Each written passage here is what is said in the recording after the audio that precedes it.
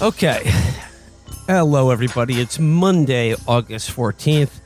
It's Matt, Will, and Chris coming to you today. And on this episode, we will be discussing one of the most punishing ordeals in American politics, a grim ordeal of which Matt, Chris, and myself subjected ourselves to on the last go-around for the presidential election.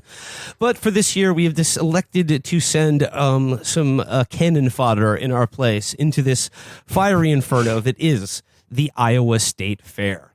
Joining us for today is from the Iowa-based Rube podcast, Rock Hard Caucus. It's our Iowa friends, Evan and Justin. That's us. Hey, thanks, Will. Yes, sir. Appreciate it. Welcome to the show. So, you guys are based in Iowa State Fair. Obviously, it's like it brings the national attention to the Des Moines fairgrounds, especially during election years. You guys took in a lot of the scene there. You saw a lot of the candidates speak, and I suppose we'll begin by just the candidate who, unfortunately, you didn't get a chance to speak because for scheduling issues, and I'm sure you can fill us in on. But certainly the candidate whose presence, even when he wasn't there, cast the largest and much needed shadow over the Iowa State Fairgrounds as he leaned forward in his signature style. I am, of course, talking about Donald J. Trump. Evan, Justin, what was the Trump feeling at the Iowa State Fair, even when he was not there? Well, everyone has Trump as their number one. That's why he's 30 to 40 points ahead of any other candidate. There are weirdos decked out in MAGA gear, seeing every other candidate speak, usually not heckling, but there was a bit of that. And I mean, the reason that we didn't end up seeing him is because there was like very little advance notice of what he was doing or where he was going to be. So we knew he was going to be there Saturday, but no idea when or where. It was a Trump secret show. You had to ask a punk. Yep, exactly. Yes. And there were plenty of Iowans who were also similarly confused and asking us because we were carrying Ron DeSantis fans that we had gotten earlier in the day. So we kind of blended in with the crowd pretty well. The best that Iowa has to offer, you could say. But yeah, there was a significant number of people wearing. He actually had a whole group of people wearing hats, I guess, that his campaign was giving out that said Iowa Caucus back-to-back champs, 2016, 2020. They're green. They look basically like John Deere hats, which is, I guess, appropriate for the Iowa State Fair. So there was a significant contingent. Did it say he won the caucus? Because he didn't in 2016. Yeah, that's true. Cruz won that. I don't think maybe it wasn't the caucus. Maybe it was just back-to-back Iowa champ for the electoral college. The general, yeah. Oh, yeah. Did you see the hover scooter couple? Did you see the husband and wife in the scooters with their Trump shirts on that we saw when we were there? Matt, that's like the kitten on the baby hang in there poster. They're almost certainly dead by now. We saw a lot of scooters, and we wish that we had one. I was very jealous. I think I said I walked like 7 miles on Friday. It was very hot. It was like 90 on Friday, 86 on Saturday. Yeah, that's the only way to take in that kind of place. I mean, for those of you who have not attended the Iowa State Fair, I mean, it is quite a scene. It's like the Iowa State Fairgrounds are like in the middle of Des Moines are like its own city. and during the fair time, it's just like it is thronged with people. It is just like it's like an anvil. It is flat and hot and hammered by the sun. The only thing that got me through it was, of course, the 27th degree beers. You guys apparently did not partake in the 27 degree beers, but that was the only thing that kept my motor running during the ordeal. But did you get a chance to talk to any Trump supporters, or what was just the general feel from the Trump crowd? They feel pretty confident, I would imagine. Yeah, well, I tried to get press credentials for us and we were denied. I actually said that I was with Chapo Trap House, so just so you know, your name doesn't hold that much weight with the State Fair committee. They remember you. But yeah, we wanted to try to get some like on-site interviews with the weirdos who are like super into, any of these candidates, but their time was being so monopolized by the people with the lanyards and the big cameras. So we really only talked directly to like one MAGA guy, right? Unless you can remember any other guys, Evan. I mean, I talked to some MAGA guys, but not as an interview. But the guy that you talked to is definitely the most interesting. He was strange. Yeah, we talked to this guy. His name is Nathaniel. And I believe he may have been lying to a lot of reporters, including myself. But I think he said he was from New York. Like, he just drives all over the country going to big events like this. And I talked to him right after we had seen Mike Pence speak. So my biggest question was, like, how do you feel about Mike Pence as somebody who's still a diehard MAGA supporter? And I don't believe that his position is the position of most of the Trump people. He was like, I don't hold anything against Mike Pence for what happened on the 6th, as he referred to it, the 6th. He says that Mike Pence has way too much integrity to have done anything to overthrow the election. And I mean, if we had, all day to talk to this guy, like, so you believe that what Trump was doing was wrong then, but you still are on board? Like, it's an interesting position that guy is presenting to reporters. But the reason that he said he is still totally on board for Trump is because he wants to survive.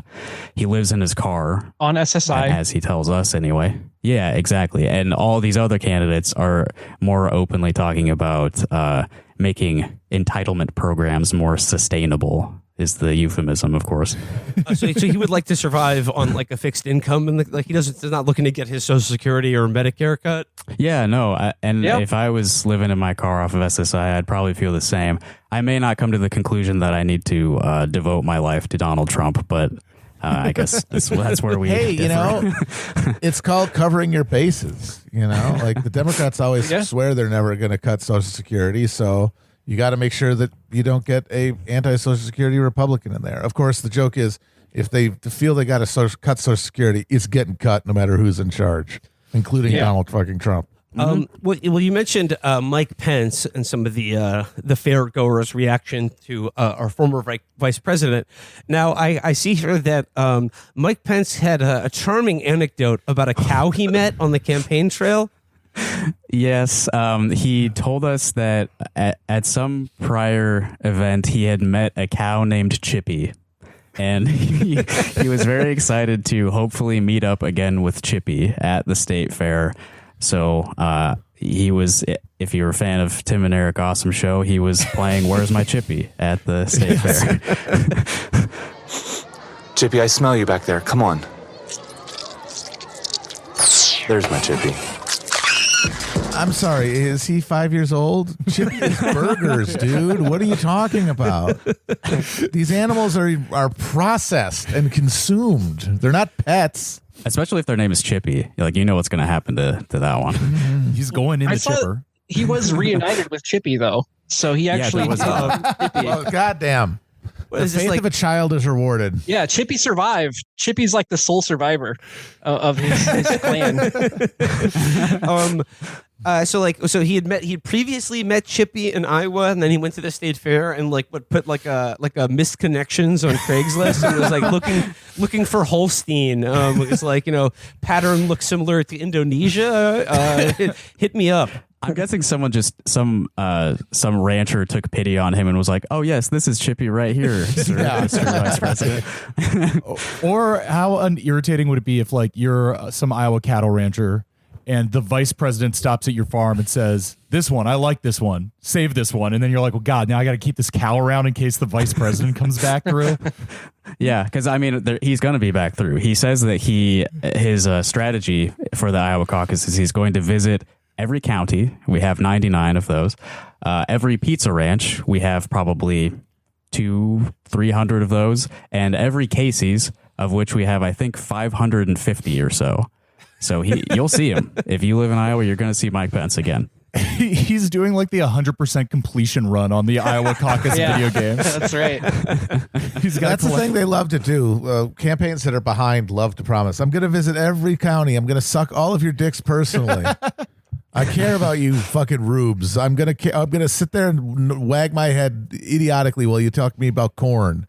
I mean, the last time we were there, that strategy, it was up in the air. So it's like that strategy made sense. It was a contested caucus, very pretty contested last time we were there. But now, given where the polls are with Donald Trump, he has like 30 to 40 points in front of everything. You just got to think of all the wasted man hours being put dragging Mike Pence's ass to all 99 Iowa counties to get 3% of the caucus vote in the end. I think he's topping out around 7. Evan's been watching the polls more than me. Yeah. Well, I think that was a national poll, but I can't imagine that he's that much more popular here than anywhere else. Which 7% is still insane. Now, did you get a chance to see a Mike Pence on the stump? Pressing the flash, pitching his campaign. What is Mike Pence like on the soapbox? Oh, boring as hell. You surprised me. Yeah. Also, it's fucking annoying that they call it the political soapbox. It's not. It's just a stage. It's the beginning of the lies that they tell you. It was Governor Kim Reynolds of Iowa.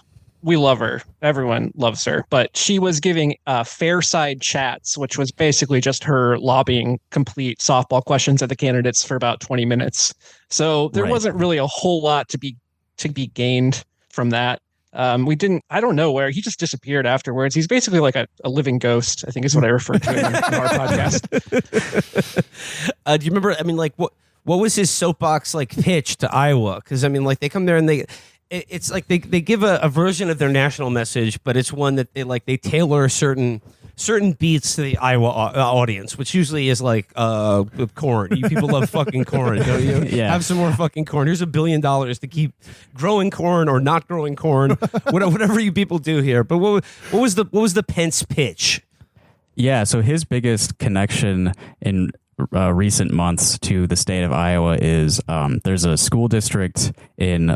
It's called the Linn-Mar School District. It's in a suburb of Cedar Rapids, and they had a gender policy where students could reach out to members of their staff and tell them, I want to be referred to with different pronouns than what you were referring to me as before. And yeah, exactly. And they could do this without their parents' knowledge. And so the member of Congress for that district, Ashley Hinson, went super hard against that and brought Mike Pence out to lobby against that. So he was talking about that with our governor on Friday, how the students in the district couldn't get an Advil from the school nurse without a parent's permission slip, but they could change genders just willy-nilly. Okay, like the next guy I want to talk about from the Iowa State Fair roster is a guy who I think is like of the not Trump people seems to be having his media moment right now. Certainly, like a little bit of a bump in the polls, but he seems to have just a little juice to squeeze. And you said he was one of the more interesting presences at the fair, and I'm talking about Vivek Ramaswamy. And like the first thing I want to talk about is that like he does seem to have a sense of showmanship about him. You said that he hired a colonial fife and drum style band to follow him around the Iowa State Fairgrounds, like doing Yankee Doodle Dandy or what? Like what was Vivek like? He was electric. Ramaswamy Mentum is real. Honestly, the most charismatic politician we've seen. He's the only one who we opted to see. He's all over the place. To see twice because we feel that there's something going on there. So he did a fireside chat with our governor, and then he did the Des Moines Register soapbox later that day.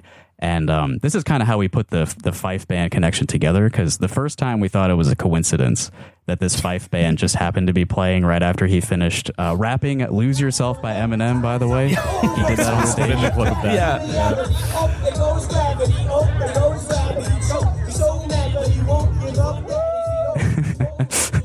And then the fife band played, and which he has done before. Yeah, I guess he was a rapper, He's apparently a libertarian rapper in college. He was like a college libertarian. Devake was his name, and there's clips of him doing the exact same thing when he was in college, which I'm sure the Harvard crowd loved. Yeah. And then the fife band was at the soapbox too, so we realized, he's paying for this to happen all day. He needs to be, because he's trying to create a vibe of like 1776. He's trying to appeal to that crowd who's very into the Constitution and the American Revolution. Maybe overcompensating for the fact that he is not a white Christian man. Well, yeah, I mean, like, I think the interesting about Vivek is that, like, you know, he's young, he's certainly kind of media savvy, and there is like no shortage of like very rich right wing South Asian tech guys in this country. But I think the problem for him is that there are more right wing people who think Hinduism is like Satan worship. So I mean, like that's a hard circle to square for Vivek. But like I did also read that he had bought billboards around Des Moines that just said there are two genders. That's a big thing of his. He basically has like a 10 commandments that he goes through when he does his stump speech. And the first one is God is real. The second one is there are two genders. How many though? How many gods are real? Yeah. That's my question. Yeah, that's an interesting one. I guess there are, I don't know a lot about Hinduism, but there are, you know, sects of Hinduism that push a more monotheistic belief system. And he claims that he's that one. In order to make clear that I do share your values, such as believing in one singular God, which is a phrase that he did use, one singular God. Jesus is an avatar of Ganesh. It's fine. That does seem like a very difficult proposition to, as part of your campaign for president, also convince a broad swath of the Republican electorate that Hinduism and Christianity are basically the same thing.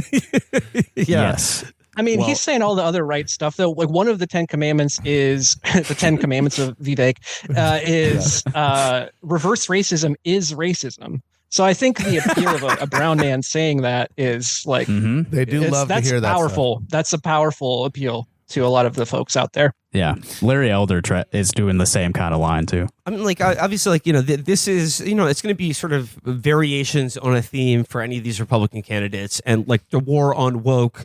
The woke mind virus is their main obsession, but it seems like Vivek did that thing way better than Ron DeSantis, who is now having to rebrand. But I did just notice that Vivek is also pivoting because, you know, like he had like all his merch had some shit about like stop the woke or whatever, and he's just replaced that with hats that say truth now. So I think he's trying to like yeah. But like, I mean, are you think that do you feel that like these Republican candidates are sort of taking a lesson from like DeSantis eating shit and trying to sort of soft pedal this woke stuff, or just find a different way to talk about it that doesn't seem like they are the weird woke thing that they're complaining about? You know, like just by bringing up these issues so often that people don't want to hear about or seem weird, like they're trying to find like a new way to pitch that in a way that doesn't make them seem, if not out of touch, then like monomaniacally focused on these like strange culture war issues that people feel a little bit alienated by.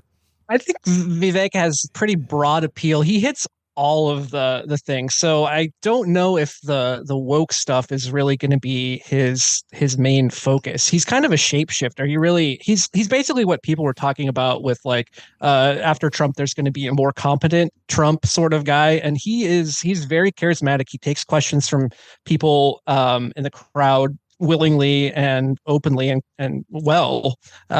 So like I don't know if he really. I don't recall any of the questions being asked as having anything to do with any of the woke stuff. It was more about federal budget stuff, honestly. Snooze. Yeah, boring.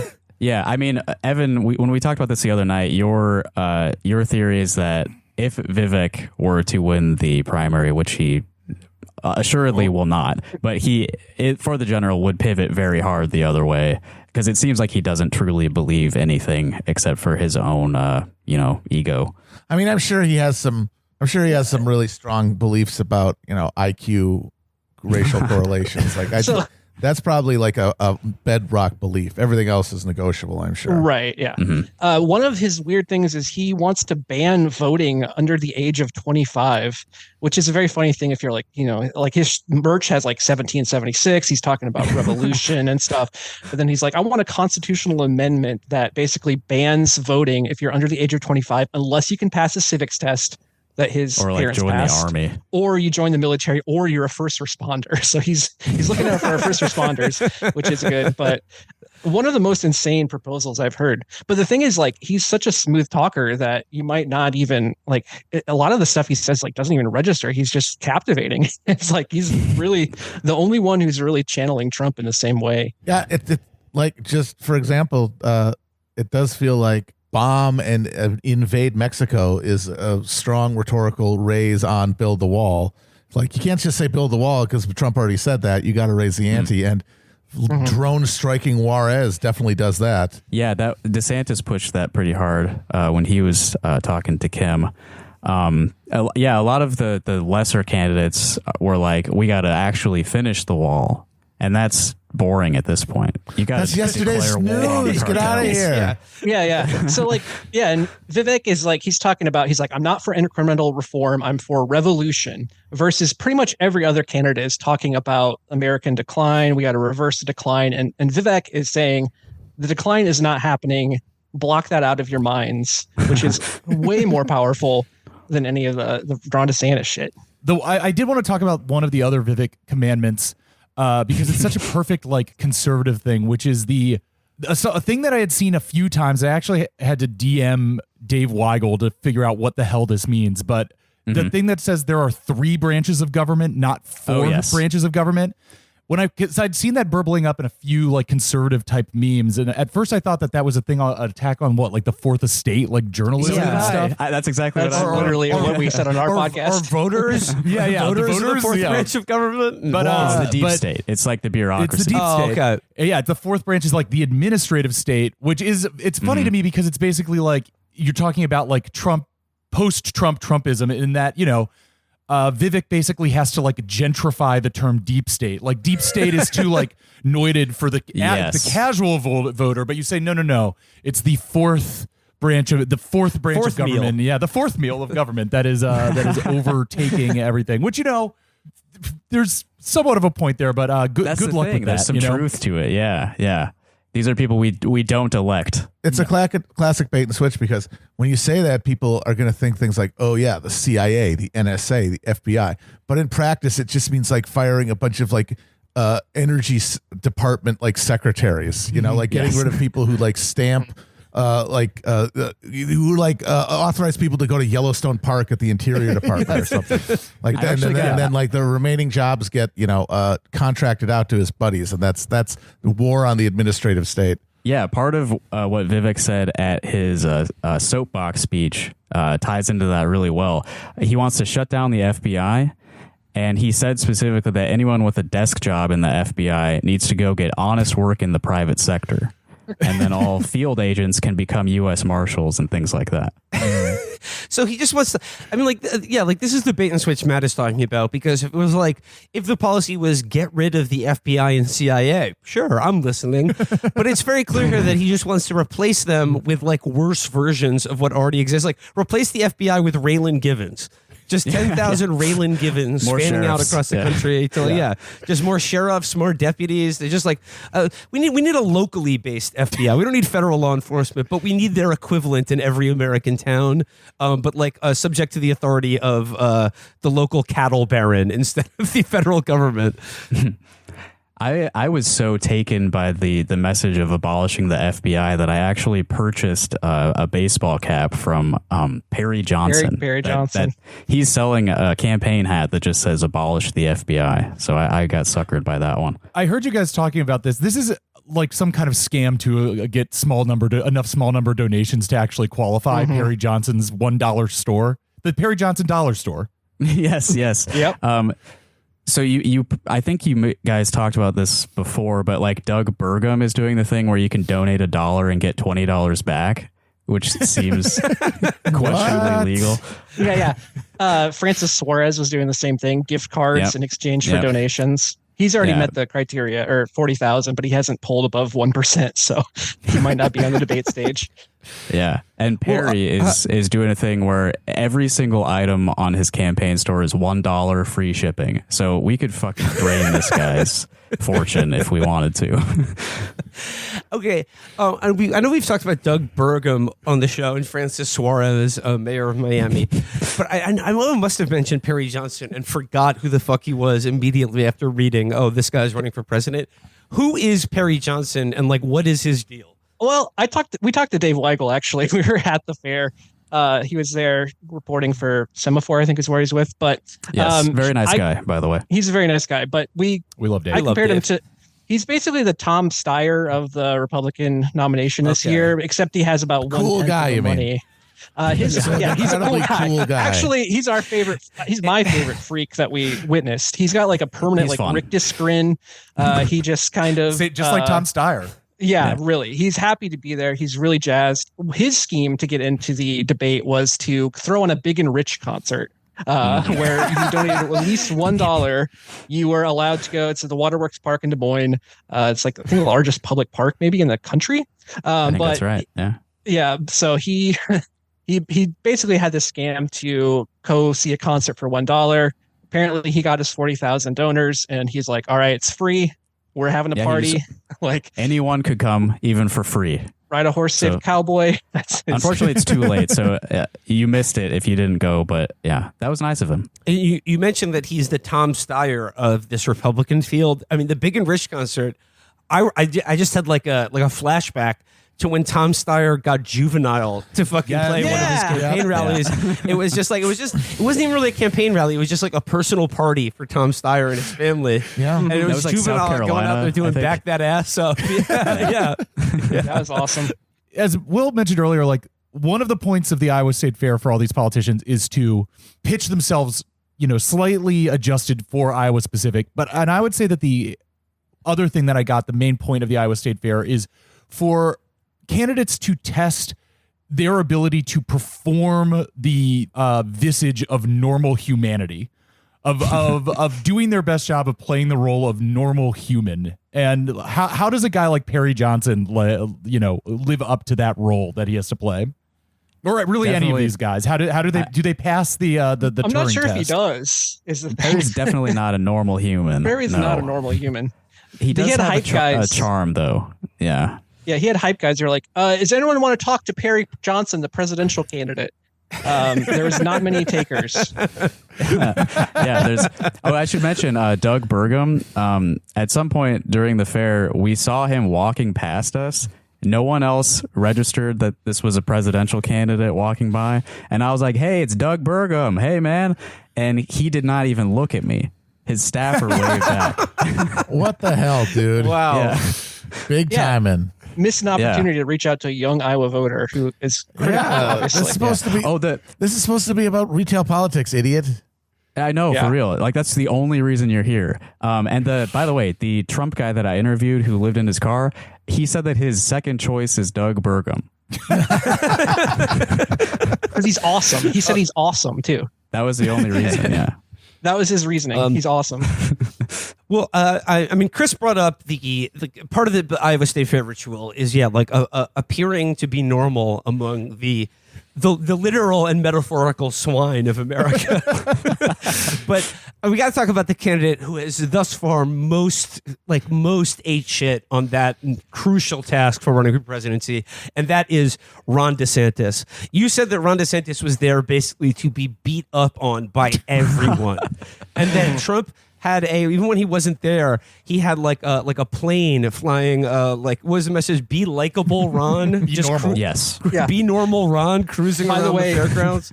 Ron is in the Jeb font with the exclamation point, which is like a really beautiful twist on it. Killer. He's still got it.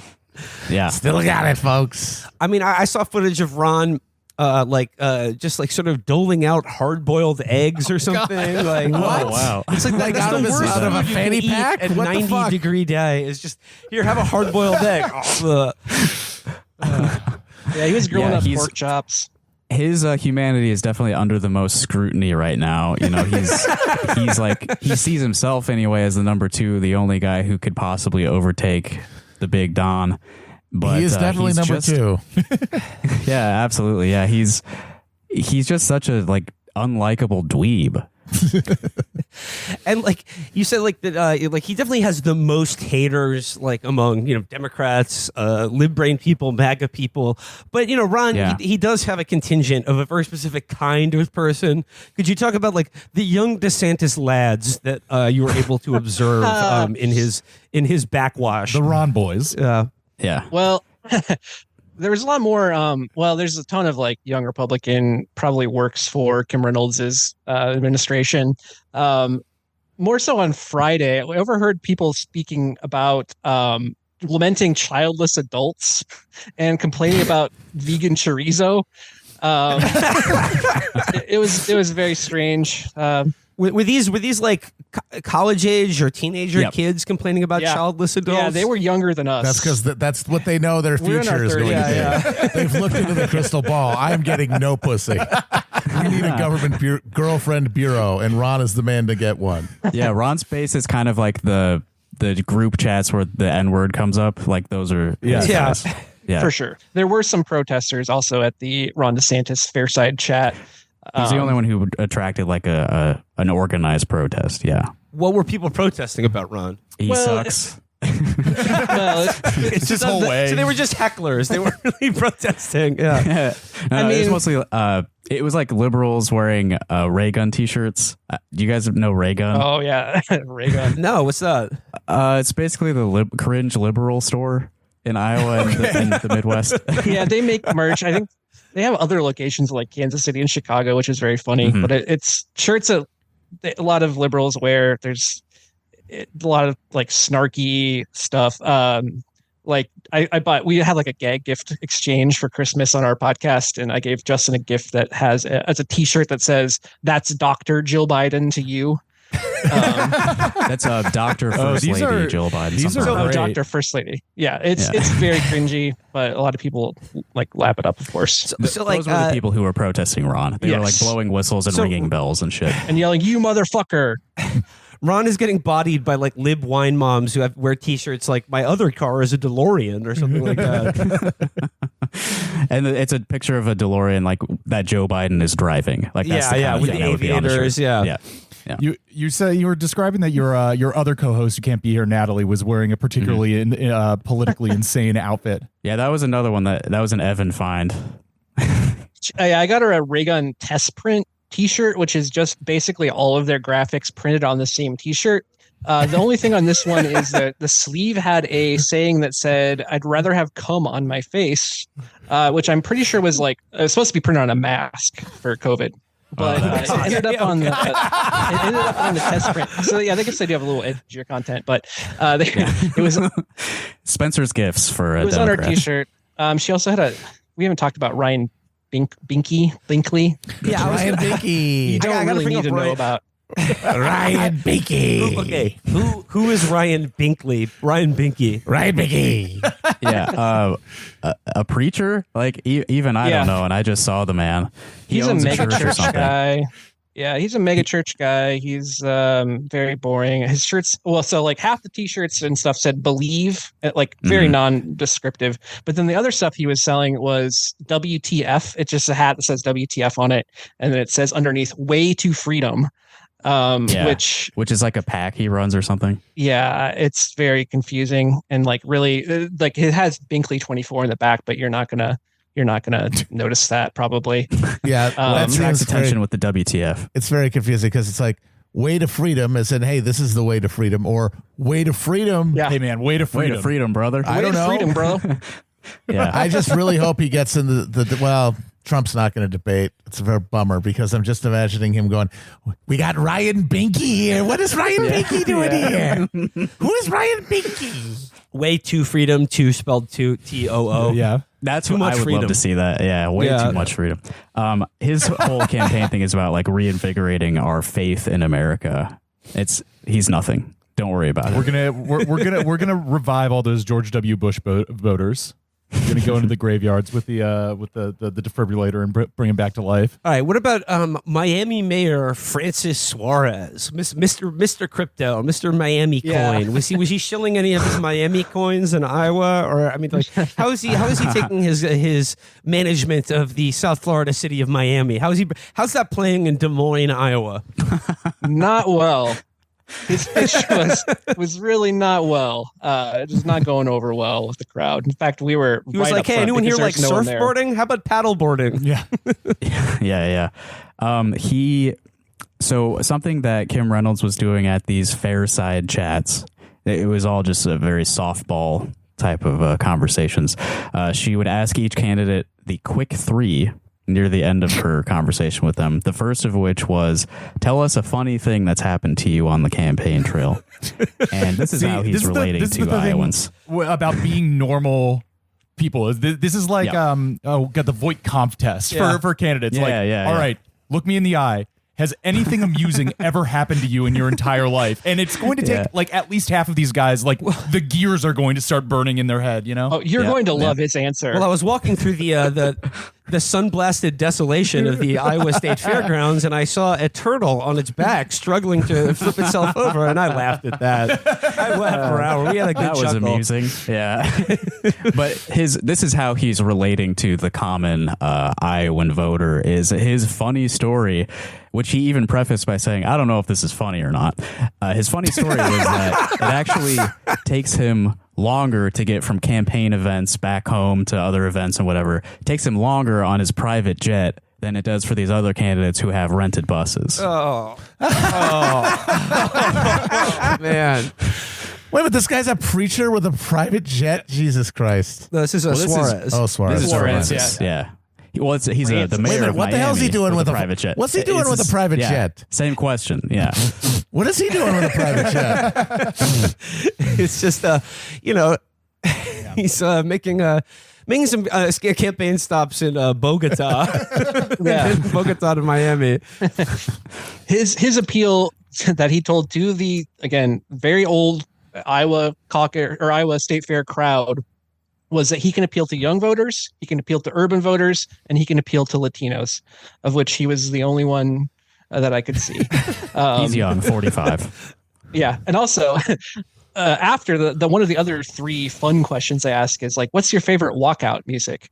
Which he answered with like My Part of Town, which I don't know what that is, but then he changed it to The Streets Have No Name by U2, which was very funny and very out of touch. And Justin, he had a little nice moment with Justin because we're like, hell yeah, we're big like U2 heads in the crowd. There's only young people there. Yeah, Francis and I gave a knowing U2 nod to each other. Octoon baby. All right. How about a candidate who, a lady who I would regard if Trump had never happened, and the Republican Party continued on its sort of like Mitt Romney, John McCain, Jeb trajectory, that I would regard as being probably a front runner or having a good chance of winning the nomination. Nikki Haley. What was Nikki Haley like, and what's her pitch to voters? Because she's holding down that neocon brand a little bit. How would you describe Nikki Haley's relationship to Iowa and the fair? Well, I made my first of a few trips to the porta potty during Nikki Haley, so Evan might have more of a memory of this. Yeah, you didn't miss much there. She was very, very boring. She started out talking about how she grew up in South Carolina. They only have two street lights in her town. It's the sort of thing that connects to Iowa. Blah, blah, blah. You're a bunch of dirt people too, aren't you? Yeah, we are dirt people. So y'all got cement around here? She was very boring. She did get into a little bit more of the national security. Of course, all the candidates were talking about China and all the things they're doing. Francis Suarez was talking about how they're going to read our emails, but hers was even less specific than that. She was like, they have a code that they've put on government computers that will allow China access to our computer networks, but it's undetectable. So it was just complete gibberish. I'm sure if you're 70 China has years old, successfully created the entity. Yeah, they have achieved the singularity. We are way far behind on that technology, and we need to shape up. Here's my campaign manager, Isai Morales. They're going to do Chinese Y2K to our banking system. That'll be Y year 5,204. This is when the Ron DeSantis plane started flying around. So I think most people were more captivated by just oh, look, there's a plane with a funny banner on it than anything she had to say. Yeah, we were just watching the banner fly by. It's way more compelling. I can hear 'em calling hogs in the clear Iowa air. I can sniff the fragrant whiff of an Iowa rose. You've got Iowa in your heart. I've got Iowa in my hair. I've got Iowa in my ears and eyes and nose. Now, obviously, like the Republican field is like that's where the action is. But like, lest we forget, there's a Democratic primary too. And Joe Brandon, he didn't show up at all to the Iowa State Fair, right? Nah. Oh, he's too scared. Yeah, that's what it is. But we got Marianne Williamson and RFK Jr.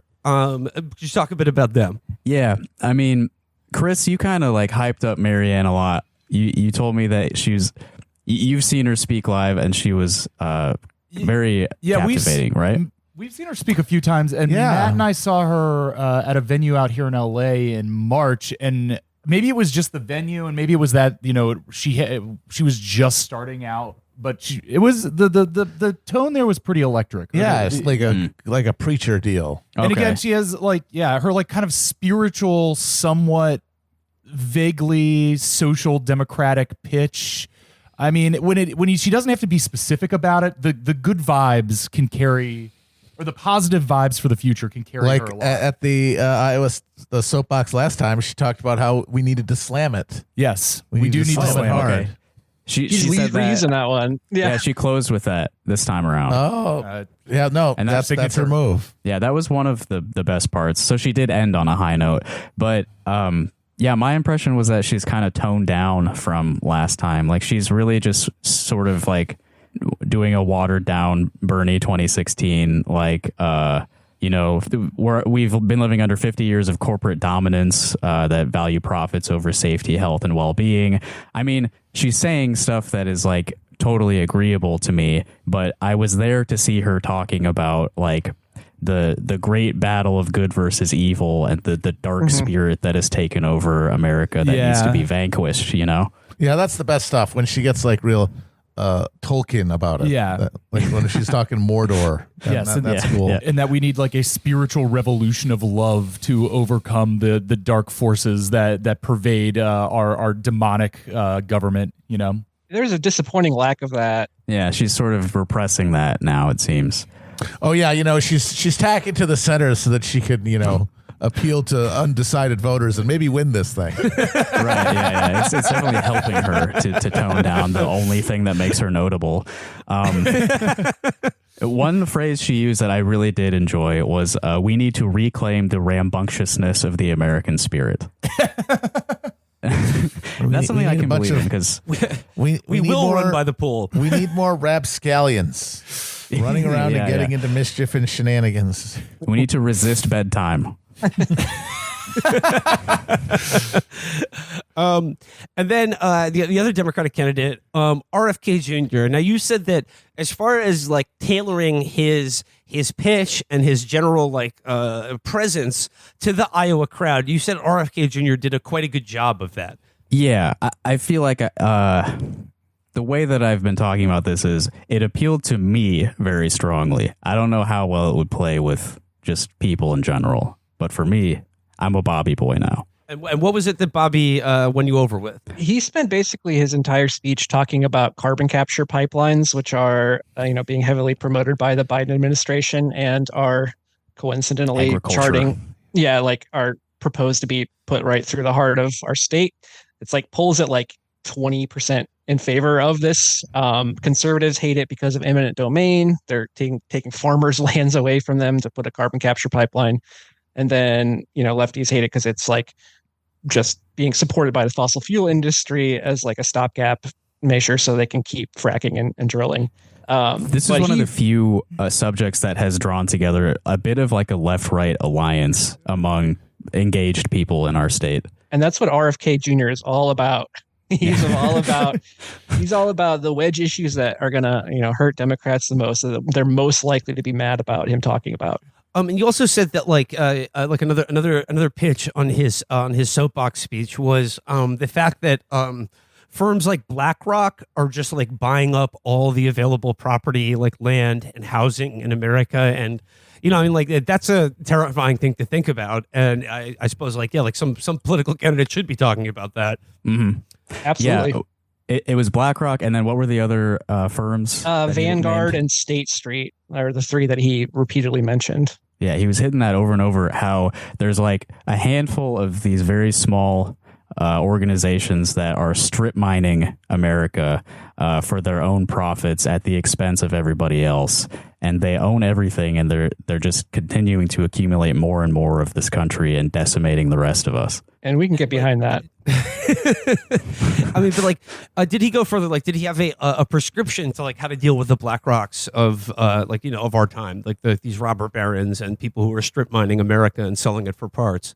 That's a good question. No. It was more just telling us what the problem is. I think he's more about just scrambling people's brains for whatever purpose. It's a very strange thing. It did work on us because it's like, those are important issues. But I don't know what RFK can do about it. He got a lot of points for me for saying the name Bruce Rastetter on a Des Moines Register soapbox stage across the street from a Farm Bureau tent. Bruce Rastetter is like a big figure in like industrial agriculture business in Iowa, and he used to be on the board of regents that governs like the educational institutions in our state, simply because he's like friends with our former governor and donated a bunch of money to him. So he's like a huge, you know, figure that you can focus all of your like hatred of corruption on. And the fact that, you know, RFK knows who that is and said his name in front of a group of people, like that won me over quite a bit. That's Iowa bonus points. He's playing to his own crowd. He knows what Iowans care about. There was a big crowd as well. He had a good. There were people chanting Bobby when he came up. Mm-hmm. He draws all the Kennedy nostalgia fans. Bobby, just don't exit through the pork chop on a stick kitchen when you have to done with your speech. Yeah, there's a lot. Keep an eye. He brought his own security. Yeah, he brought 3 very prominent, very obvious bodyguards who we tried talking to, but they were just giving us the British Royal Guard treatment. Yeah, not taking any chances this time. No. He's well protected. Oh, I guess I forgot about one of the Republican candidates, Larry Elder. You mentioned him briefly. Yes. You know, he's another woke warrior. He ran for governor out here in California, and I guess he's like, you know, he's a resetting to, you know, I guess raise his profile a little bit more, running for president. I mean, it's obviously not going anywhere, but like Larry Elder, talk radio host, kind of black conservative. What was any juice there with Larry? No, I mean, he's. I guess when he was running for governor, like some newspaper or something must have called him the black face of white supremacy, which is a phrase he used in front of us, and then proceeded to talk about the epidemic of fatherlessness and like FBI black on black crime statistics. So he's living up to the title. Yeah. I just love that he ran for governor in the recall, lost by 30 fucking points, and then it's like, next stop, the White House. Yeah. It's. I mean, I don't think that these people could be that delusional, right? So what is he hoping to gain by? There's no downside, you know. Yeah. If anybody sees you, if somebody might buy your book or your supplements or give you a job on a TV station, there's no downside. You cannot embarrass yourself by running for president. That's what Trump proved to everybody. So you might as well do it. If you got nothing else going on, go for it. Yeah. And he is a media guy, you know, radio. So, you know, maybe he can just get a Fox News gig out of it. Now, like outside like the political side show, how about just some sort of on the ground like flavor? Like, what were some of the cooler attractions, like things to see and do at the Iowa State Fair? Like, I mean, because like, were the chain smokers there again? Because they were there when we were. New Kids on the Block performed. Hell yeah! The other day it was one of the guys from Florida Georgia line, but not both of them. Not sure if it was a Florida or Georgia contingent.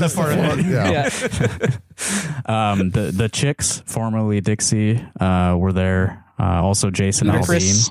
I know he's flying high right now. Yeah, Luda. Yeah. One attraction that I don't think we've talked about on mic was the seatbelt convincer. Was it the State Patrol that brought that out? Yeah, it's an Iowa Department of Transportation event or stand where they had a contraption that would convince you to wear a seatbelt. That our friend Justin rode to. Yeah, were you convinced? Not fully, and I can tell you why.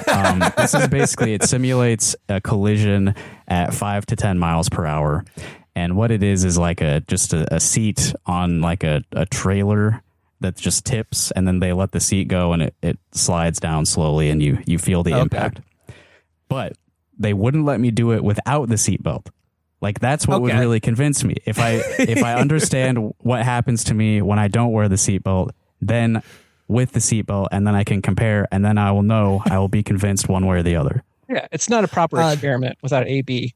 Exactly. Without a control. Yeah. That reminds me of my experience in like the Iowa State Trooper sponsored drug trailer, where it was like a trailer that you walk into and you're sort of escorted around by an Iowa State Trooper, and it's supposed to be like mimic a teenager's bedroom. And like there are like 50 different places in which you can hide drugs in it. And they just go through like, this is what you look for. Like, this is where a bong might be, or like, hey, this book. It's like they cut out the pages so that they can put like meth and crack in it or whatever. And then we did the drunk goggles thing where you have to walk along a line, and it's like, this is what driving is like after 4 beers. And I was like, not for me. But I can handle that. Yeah. Another place we went was the Animal Learning Center, where they have a bunch of baby animals. We had a child with us at the time, but when we went in there, we noticed that they have like a ton of like flat screen television panels. Oh my God. It's basically like a sports bar, except it was just showing animal, TV. like livestock births. Like it was like it's on a loop over and over. Genuinely very disturbing. In addition to like, all the other animals, like they have like mother pigs like in this like cage, like feeding their little piglets. It was kind of disturbing, honestly. This is the Ron DeSantis propaganda about childless adults. They're like, come on, America, let's get our brood mares ready. Yeah, just imagine you, like, I don't know, a 5-foot screen that everyone can see, playing a video of like a goat wandering around in a circle with half of a baby goat hanging out of its backside. And then very wet baby goat. The baby, drops 1.5 feet to the ground, followed by some sack of dark fluid. This is what they were showing to everyone. Children. Now they were letting kids watch this? That's and this is to promote the pork industry. This is to promote ban the books livestock. and shit. Nice. Then wash it all down with a pork chop on a stick. Yeah. Yeah. This is how the food is made, folks. This is where it starts. There were giant mother pigs feeding just piles of baby pigs. And it was harrowing to witness, because the last giant pig we saw looked way too human. Like, the color of its skin was like the same as me, and it had like dark hair covering its giant abdomen. Oh, no. Well, I mean, I gotta ask, like, I think the marquee attraction of the Iowa State Fair, of course, the butter cow. How were the butter sculptures this year? I didn't make it over there. We were lost a lot of the time. We were there. It's very disconcerting. It's wild walking around there. So the thing with the butter cow is, like, once you've seen it, you've seen it. And the thing about it also is that they make the same. They melt the butter that they used a previous year. Like, it's reused butter. Like, it's rancid, disgusting year-old butter. Good God. I didn't see this in person, but I saw photos of this. Caitlin Clark was like the star women's basketball player at the University of Iowa this season. And there was a butter sculpture of her. And I don't mean to be how flattering. I don't mean to be rude to the people who made it, but it's not a very good likeness. It was sad to look at. See, this is tragic to me that they're reusing old butter, just this disgusting wall of rancidness behind a plastic. After they display these things, they should make them new every year, and then after they display them for a while, they should like roll them out at like some sort of like corn festival or something, and you just like roll the corn cob along like the back of the cow or something, and everybody gets to interact with it by putting some on their fucking corn cobs. Yeah, why are they not doing this? this? Yeah, exactly. I mean, if this is supposed to be a celebration of our state to make us really feel like one big community together, the expectation should be that we all ingest the butter sculptures. You got to eat the butter cow. How about this? This is my body. How about Iowa should start doing like a Wicker Man style scenario, except with a giant butter cow? And then everyone, one lucky Iowan. and Doug Burgum is going in the wicker cow. Whoever loses the straw poll, goes in the wicker cow. all the Iowans and fairgoers, they just stand around it in a big circle, singing songs and just waiting with like a lobster tail in their hand, singing and some Slipknot songs. There was one other attraction. It was part of the political circus, but I don't want it to go unmentioned that Dennis Kucinich was present. So, RFK's campaign manager. RFK's running the campaign. You said he held up a piece of paper. Yeah, what is this? Mm-hmm. Bobby brought him out on stage. He said, "Hey, everybody, I'm going to bring Dennis Kucinich out." And I was excited. I mean, we were all excited. We all love Dennis. We love Dennis. Yeah. I will say he's lost a lot of his impish sort of elvish glow that he had when he was a younger man. But yeah, he looks like an old frail man, which is kind of what he is. So the shine has got his mithril has been tarnished over the years. But Bobby introduced him as his Vanna White. Using those words. And had him come out and not hold Cheryl a Hines? map What of the Iowa. fuck? Yeah, I was pissed that Cheryl was not there. We were looking for her. Couldn't find her. Yeah, all these other guys are dragging their wives out on stage. Like if Bobby did the same, he'd be like the polls. Oh, he'd get a huge pop from that. Yeah, you can overtake Biden at that point. But yeah, Dennis did not say a word. He was holding a visual aid, a map of Iowa that shows where the carbon capture pipelines go. That was his only role. Now, were the ray gun wearing lib moms, were they out and present in support of Bobby or Marianne? Like, is there genuine excitement for these people over Biden? Does it seem, or is it more just like, oh, I'll just see this guy speak? No, well, there is an RFK contingent, but it's mostly nostalgia for the Kennedy family. It's like boomer liberals who. Or they're just vaccine weirdos, maybe. He does have he does have a bit of a following, but for the most part, I mean, it's either reporters watching these events or like weirdos like us. Yeah, there were a few Marianne like diehards there, which was kind of funny. But yeah, for the most part, people were receptive to it, but there wasn't like everyone knows what the writing on the wall is, so it's not really too much to get worked up about. And the Democrats aren't even putting Iowa first this year, so it's not nearly as important for them. I will say one other thing that we did at the fair was talk to the Iowa Libertarian gubernatorial candidate, Rick Stewart, who ran in 2020. His lieutenant... 2022, yeah. Lieutenant governor, thank you. His lieutenant governor has endorsed RFK Jr., which is on Reddit. Like he's on Reddit. That was the announcement, yeah. Yeah, that was the announcement on the like r/Iowa subreddit. So yeah, those are the kind of people who are into RFK. Yeah. You mentioned that the Democrats are not they're not putting Iowa first for the caucus this year. I mean, after the debacle in 2020, I think it's hard to go back to that. But like, I guess just in overall, like the Iowa caucus as this kind of like the starting gun for the American presidential elections and the Iowa voter being courted on a national level. You guys do an Iowa-based political podcast. You're native Iowans. How would you describe the Iowa mindset, like the Iowa voter that like these politicians every 4 years have to cater to and like kiss their asses? What's the key to the heart of the Iowan voter? Pizza Ranch. Yeah. I mean, the caucus is becoming more of a Republican thing now because the Democrats have changed their schedule as they're punishing us for fucking it up. It was our fault. It wasn't the party meddling and trying to use an app that they weren't ready for. Your average Iowa voter hates all of these people that come through here every 4 years. What wins us over? I mean, unfortunately, this is becoming, for people who are politically engaged, this is becoming a more and more right-wing electorate. So what's winning them over right now is like parental rights over their children. Like you don't get to read books at school that I didn't approve of. You don't get to, reconcile any sort of gender dissonance between your body and mind without me knowing it and stopping it. They have gone very hard on social issues, anti-LGBT and racial education issues. That's the big thing right now, unfortunately. Yeah, you said, Great, wonderful.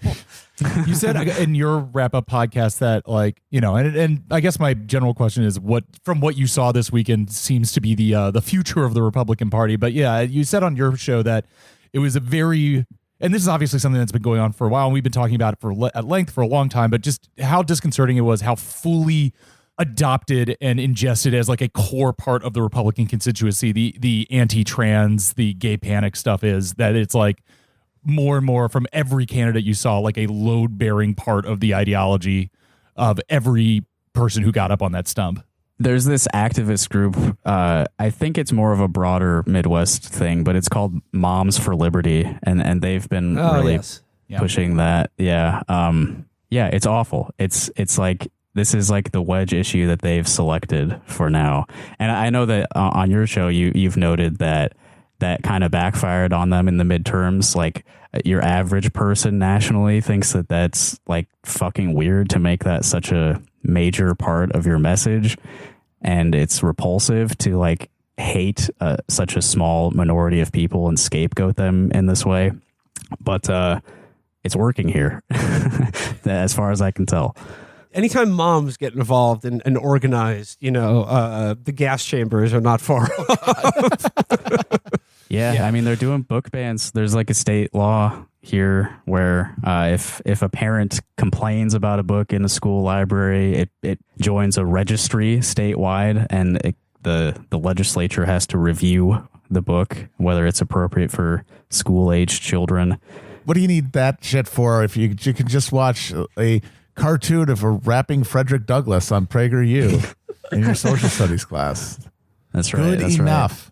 Yeah, Florida and Iowa are on similar trajectories right now, I think. Ron DeSantis liked to point that one out. He's like, Iowa is the Florida of the North, which not sure. Wait, I thought he was from Western Pennsylvania. That's where he got his. Oh God, he's such a whore. Yeah. But yeah, I will say the biggest applause line that consistently across every candidate was abolish the Department of Education.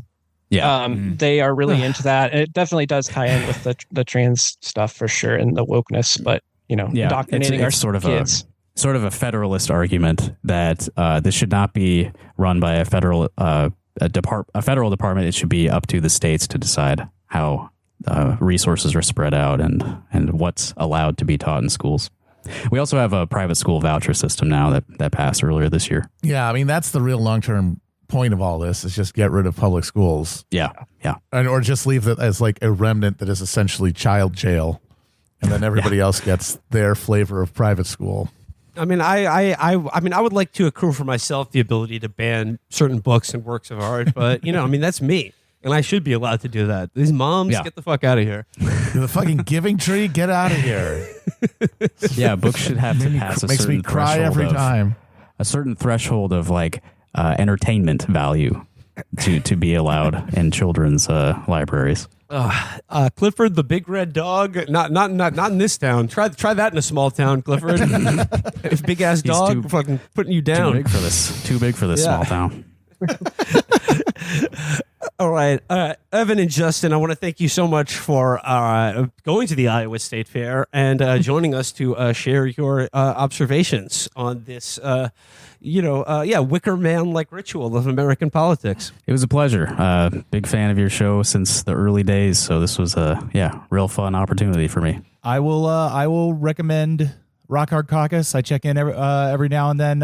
You guys do a good job keeping an eye on Iowa. That it's become much more of a fascination for me since we went to the state fair 4 years ago. Jesus. Didn't you guys recently like get in a public fight with a local politician on your podcast? Or like get censored or something? We've had a handful of these big events. I mean, for such a specific subject and such a small audience, our show does tend to piss off a certain kind of person, outsized influence in that way. Yeah, there was a county supervisor last summer who got extremely mad about something that a guest of ours said on a Patreon episode.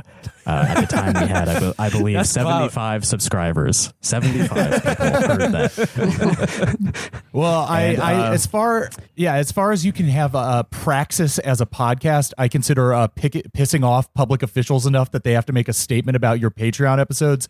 That's podcast practice. So I'm a big supporter of the Rock Hard Caucus. Thanks, man. Yeah, and we got local TV news to say the words Rock Hard Caucus on air, and my mother-in-law saw it live. Yes, sir. Hell yeah. Well, Evan and Justin, once again, thanks so much for coming on the show. And everyone, please check out Rock Hard Caucus.